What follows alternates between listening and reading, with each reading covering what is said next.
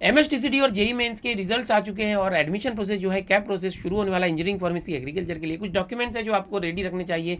सबसे पहला 10th और 12th का जो ओरिजिनल मार्कशीट है उसका जेरोक्स आपको रेडी रखना है। साथ ही 12th का जो लिविंग सर्टिफिकेट है या तो फिर ट्रांसफर सर्टिफिकेट है वो आपको अपने पास रखना है।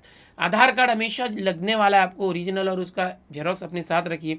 आपने ऑथेंटिकेशन ऑलरेडी किया होगा सिटी सेल की वेबसाइट पे। अपार आईडी डिजी लॉकर से जो बनाया था वो आपको रेडी रखना है।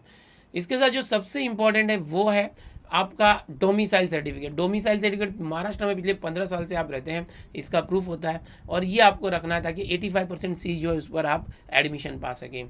अगर आपके पास डोमिसाइल सर्टिफिकेट नहीं है तो आपके पेरेंट्स का डोमिसाइल सर्टिफिकेट हो, या तो फिर आपका जन्म महाराष्ट्र में हुआ हो, 10वीं 12वीं आपने महाराष्ट्र से दी हो।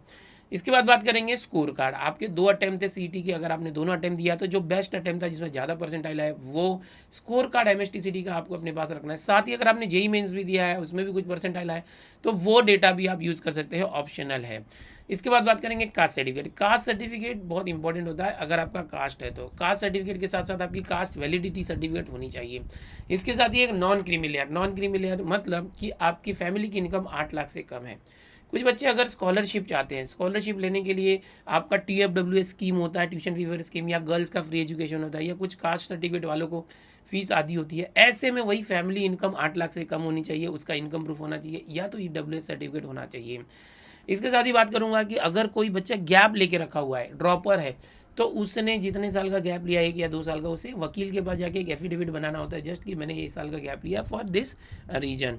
तो ये सारी चीज़ें जो है आपको रेडी रखने ताकि आपके एडमिशन में आपको हेल्प कर सके। मेरी टीम जो है आपको एडमिशन में हेल्प कर रही है, सारे डॉक्यूमेंट से लेकर हर चीज़ में।